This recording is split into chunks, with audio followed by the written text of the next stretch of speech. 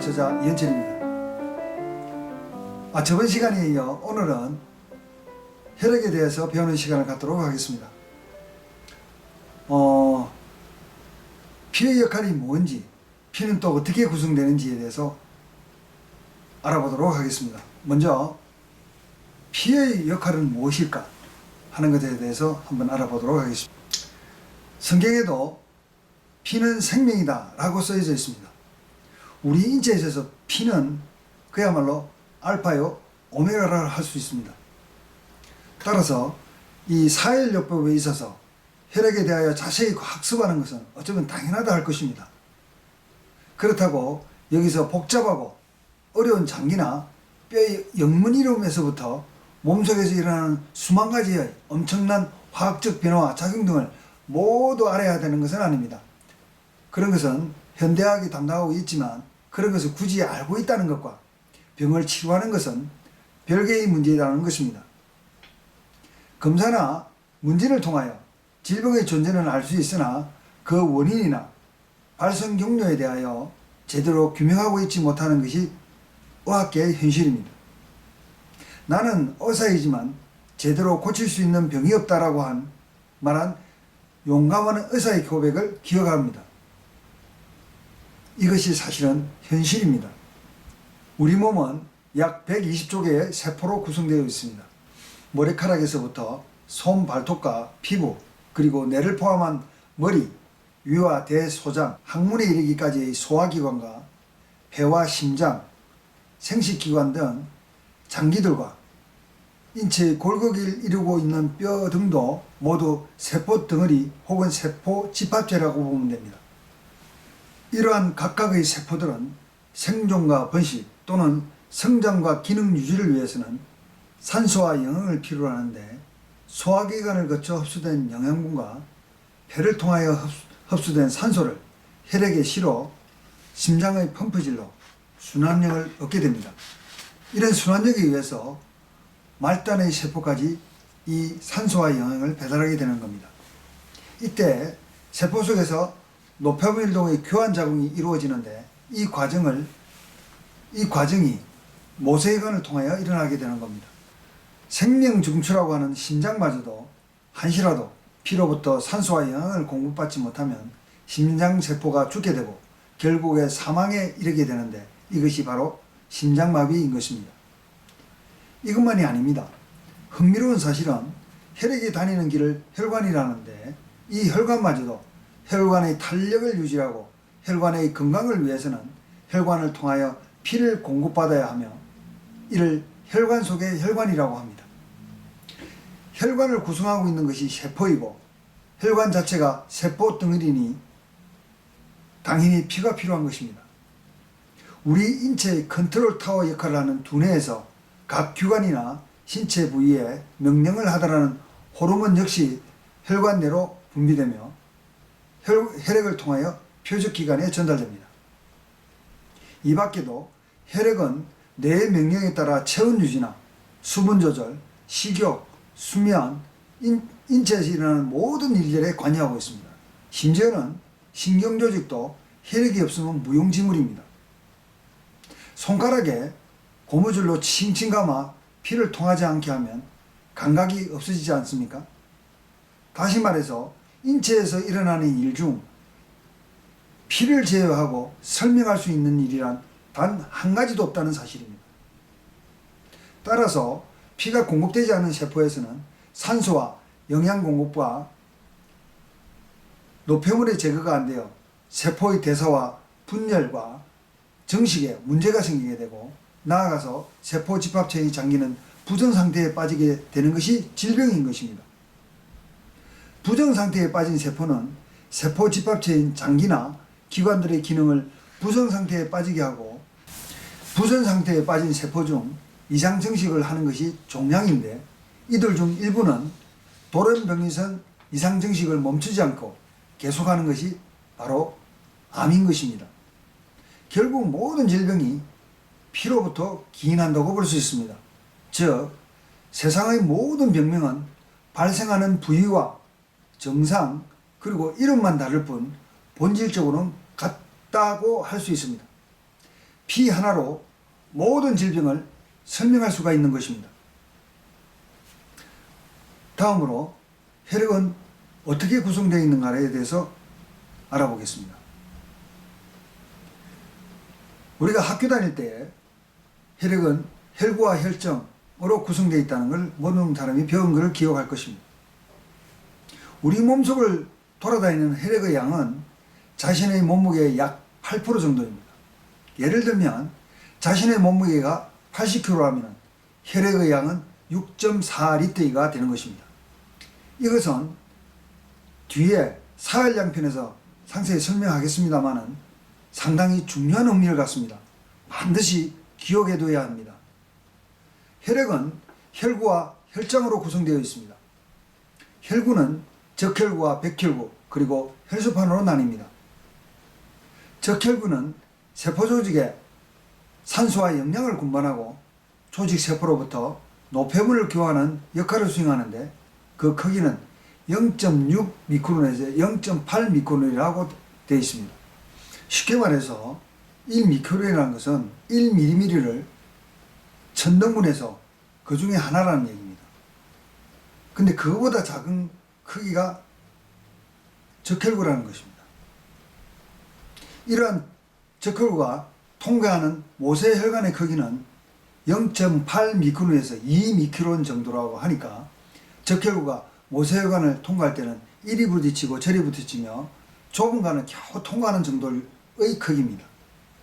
이러한 것은 적혈구가 세포 간에 산소와 영양분을 등을 노폐물과 교환할 충분한 시간적 여유를 벌어주는 의미도 있다 하겠습니다. 골수에서 한번 만들어진 적혈구는 평생 사용하는 것은 아닙니다. 상하가복부 출혈 등 뇌출혈이나 외출혈, 뇌출혈이라면 코피, 생리 등으로 흘리는 피를 말하죠. 이렇게 혈액이 유출되는 것이 아니라면 보통 약 한 120일 정도 우리 몸속에서 활동하다가 간과 비장에서 파괴가 됩니다. 물론 이 중에서도 120일 다 살다가 가는 사람도 마찬가지잖아요. 120일 살다가 가는 놈도 있고 한 30일에서 90일 살다가 가는 놈도 있을 겁니다. 보통 평균적으로 120일 정도 우리 몸속에 활동하다가 파괴가 되는 것입니다. 여기서 재밌는 사실 한 가지를 알아봅시다. 매일 화장실에서 해결해야 하는 우리의 변이 노란 이유를 아십니까? 수명을 다한 적혈구는 간에서 빌리루빈과 철로 분해되는데 이때 빌리루빈이라는 효소를 빼내어 담즙을 만들고 이를 담낭에 보관하였다가 담도를 통해 십이장에 분비가 됩니다. 담즙은 원래 짙은 청록색인데 수분이 더해져 옅어지면 점차 노란색으로 변하게 됩니다. 그래서 변이 황금색이 된다는 것이고 변이의 색깔과 양태를 통하여 간과 장의 건강 상태도 가늠할 수 있다는 것입니다. 만일 담즙을 생산하지 못하거나 담낭이나 담도에 문제가 생겨 담즙을 분비하지 못한다면 변의 색상은 노란색이 아니라 하얀색에 가깝게 될 것입니다. 이때 빌리루빈과 함께 분해된 철은 헤모글로빈의 재생산에 다시 쓰이게 됩니다. 적혈구의 역할 중 제일 중요한 점은 헤모글로빈의 산소 운반 능력인데 혈액의 건강 정도나 환경에 따라 그 운반 능력은 달라질 수 있다는 점입니다. 노인의 적혈구 산소 운반 능력이 젊은 청년의 것에 비하여 떨어질 수도 있다는 점입니다. 실제로 노인의 적혈구를 현미경을 통해 본 적이 있는데 모양이 원형처럼 둥글지 않고 모양이 끼어진 것이 다량 발견되는 사료를 보아서 이렇게 상처를 받았거나 노화된 적혈구는 산소 운반 능력이 떨어지지 않나 추측이 됩니다. 헤모글로빈은 산소보다는 일산화탄소와 잘 결합하는데 연탄가스에서 나오는 일산화탄소에 노출되면 헤모글로빈은 산소 대신에 일산화탄소를 실어 나르게 되며 이로 인하여 뇌세포는 산소 부족 상태에 빠지고 재빨리 산소를 공급해 주지 않으면 사람은 사망하게 되는 것입니다. 정상적 환경에 있다 하더라도 혈액 내 헤모글로빈의 산소 포화도, 다시 말해 산소 운반 능력은 혈액의 건강 정도의 척도라 할 수 있을 것입니다. 기왕 나왔으니 빌리루빈에 대하여 좀 더 알아보면 간에서 파괴된 적혈구에서 나온 빌리루빈이 간 부전으로 담즙을 만드는 데 사용하지 못하고 혈액 내에 다량 존재하게 되면 피부와 눈의 눈동자가 노랗게 변하는 황달 증상을 일으키게 됩니다.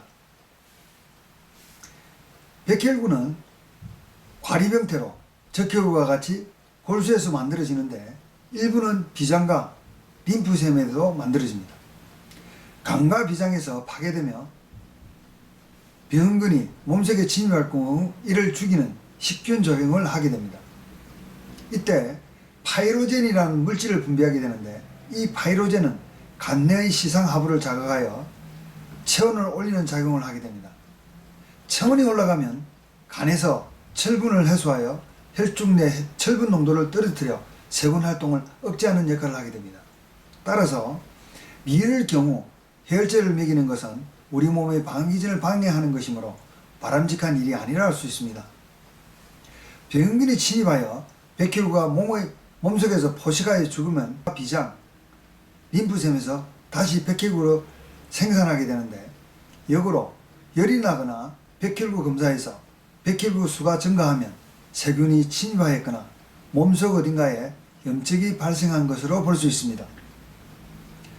백혈구와 관련하여 또 하나 알아두어야 할 것은 제2의 혈액순환계라 할 수 있는 림프계입니다. 모세혈관의 적혈구라 한다면 림프계는 면역을 담당하는 백혈구의 길이라 보면 됩니다. 옛날 어른들이 사타구리 밑에 가래토시가 생겼다며 몽우리가 잡히는 경우가 있는데 이는 림프샘이 염증을 일으킨 경우입니다. 림프샘에서 만들어진 백혈구를 림프구라고 합니다. 림프가는 림프가 다니는 길이라 보면 됩니다. 림프액은 상처가 났을 때 진물이 나오게 되는데 세균의 감염을 1차적으로 막아주는 역할도 합니다. 이걸 바로 조직액이라고도 합니다. 사일도 하다 보면 검은 연료가 함께 진물이 굉장히 많이 나오는 것을 보게 되는데 그 실체와 원인에 대하여는 사일량 측정과 측정 방법편에서 자세히 설명하도록 하겠습니다. 다음으로 혈소판에 대하여 알아보도록 하겠습니다. 혈소판은 혈액 응고인자를 포함하고 있어 혈액이 체열어 났을 때 혈액을 응고시키는 작용을 하게 됩니다. 혈액이 체내에 있을 때는 왜 응고 현상이 일어나지 않을까요?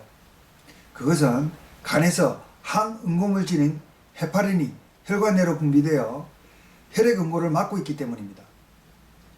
헤파린과 같은 성질의 항응고물질은 소변에서도 나오는데 이게 바로 유로케라제라는 물질입니다.